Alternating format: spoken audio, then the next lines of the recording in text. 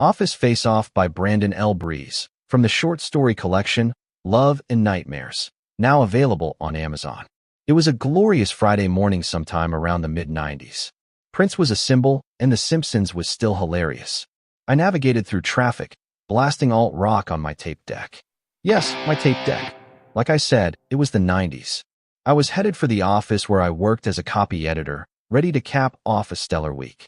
On Monday, I had received a hard-earned raise, and on Thursday, the hot new receptionist, Amber, had accepted my dinner invitation. Yep, things were looking up for Wallace Young. That's me, by the way. Little did I know, my luck was about to run out. I settled into my cubicle, limbered my neck, and arranged my coffee and bagel. Just a little morning motivation. That's when I heard it. The same obnoxious, guttural laugh that had haunted me since freshman year. I nodded my head. Nah, it couldn't be him. I was halfway through a sip from my mug when I almost choked. It was him. My heart sank and my stomach did somersaults. There he was, Godzilla in a cheap suit. Brody Jones. All through high school that name struck fear in the hearts of many, myself included. Wait, what am I saying? Myself especially. Brody tormented me relentlessly. Likely because it's always been the nature of a bully to terrorize whoever shows fear. And in the crosshairs of Brody's overgrown physique and insufferable personality, I showed plenty of it. Wally Young.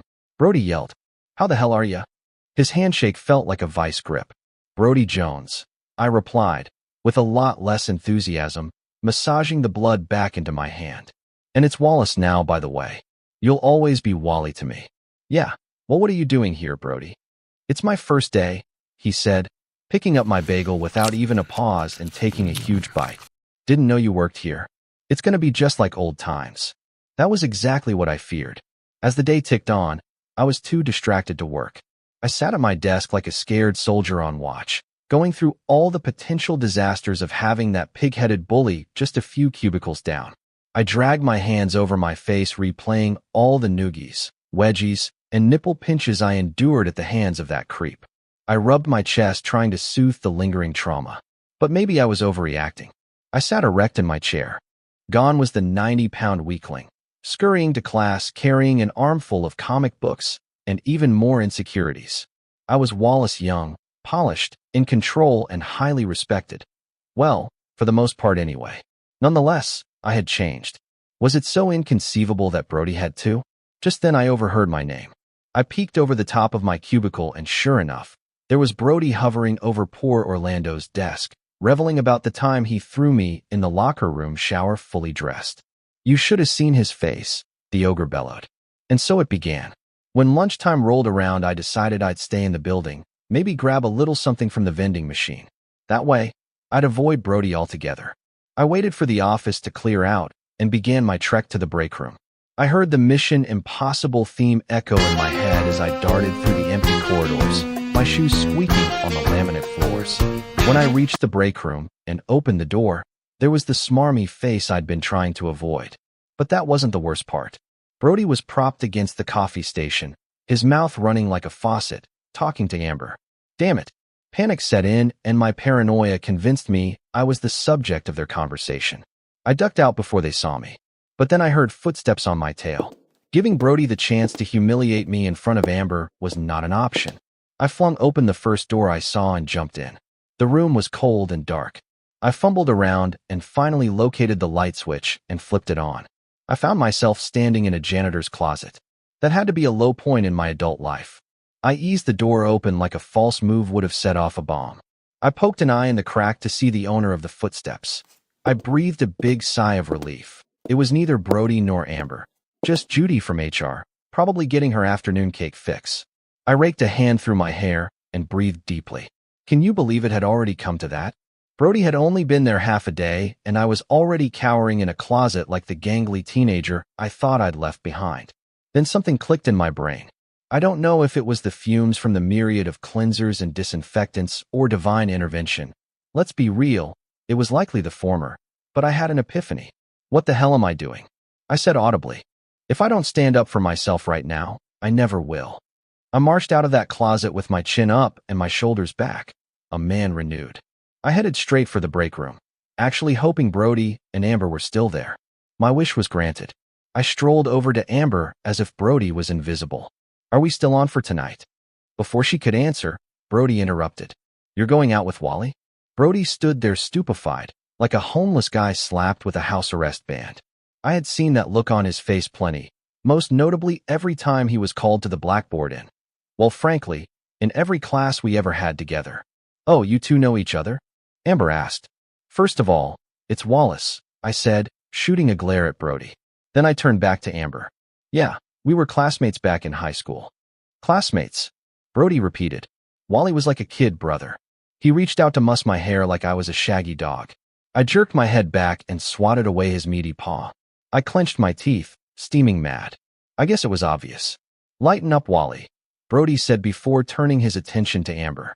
Then with two thumbs pointing back at his chest, he said, You see, you need a man who can show you a good time. Amber offered a fake smile, but she was noticeably uncomfortable. Grow up, I blurted out. And then, like I had been momentarily possessed by the Lone Ranger, I added, Clearly, the lady doesn't want your company. Yeah, I couldn't believe I actually said that either. That perplexed look flashed on Brody's face again. Well, look who grew a pair. He then looked at Amber, fixing his mouth to say something undoubtedly boneheaded. Seriously, I interrupted. Give it a rest. Or else what, he snapped. The energy in the whole room shifted, and the tension swelled like a storm about to burst. I said nothing. My old friends, Fear and Doubt, had made a surprise visit. That's what I thought, Brody said. Some things never change. The sheer smugness of his tone restored my conviction. Brody, all you do is run your fat mouth, I said, drawing a line in the proverbial sand. You're not going to touch me. I picked myself up off the floor slowly. Brody's fist had left stars dancing around in my visual field, and I think my soul left my body for a split second. I remembered a line from an old grainy kung fu flick about maintaining your honor even in the face of certain defeat. Although I doubt the scriptwriter had ever taken a shot from Brody Jones, it became an inner rallying cry. I was going to stand my ground, no matter what. Brody had already turned away as if there was no chance I'd even be on my feet for a while. I crashed into him with full force. My momentum actually lifted his bulky frame into the air, and we landed violently onto the floor. I heard a wall of gasps, but in the melee, I wasn't sure where they came from. With my legs straddling Brody and my adrenaline surging, I began pummeling him in the face. Years of pent-up frustration and bitterness flowed out of me like raging rapids. He then reached out with his claws and wrapped them around my throat and squeezed. I felt like a helpless child as I tried and failed to pry his mitts from around my neck. He rose to his feet, still squeezing, and thrashed me into a wall. Feeling like I might black out, I resorted to my last option. I kicked him as hard as I could in the nuts. Not my proudest moment, but I have zero regrets. Brody released his grip, letting out a whiny yelp that sounded like somebody played a flat note on a bagpipe. He dropped to his knees and then into a fetal position. I hunched over, gasping for air.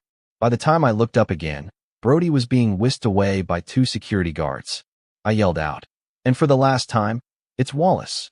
During the ruckus, the break room had filled up. However, the gawkers left as soon as the show was over.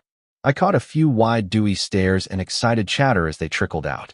Amber rushed over, frantically asking if I was okay. Despite feeling like I'd been hit by a Mack truck, I didn't let on. I'm fine, I said, waving her away. Let me at least get some ice for your lip, she said. In a beat, she returned with an ice pack and pressed it against my mouth. The cold sensation made me flinch. That guy was such a jerk.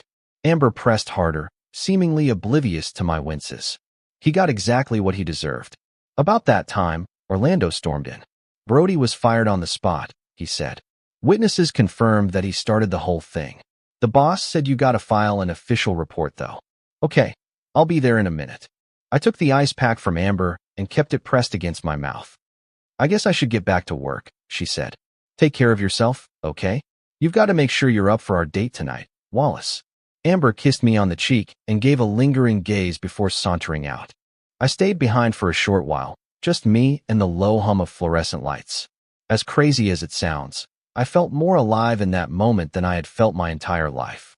It was like some primal instinct that lives within all of us had been awakened. I don't know. Maybe we haven't evolved as far as we thought from the days of going out and hunting prey to drag back to our caves. Maybe in our modern world, degrees and promotions are merely a civilized way to stand atop the food chain. Whatever the case, I felt like I was on top of the world. I got the girl, I kept my job, and most importantly, I still had my pride. Now my pulsating lip may have told a different story, but I wouldn't have changed a thing.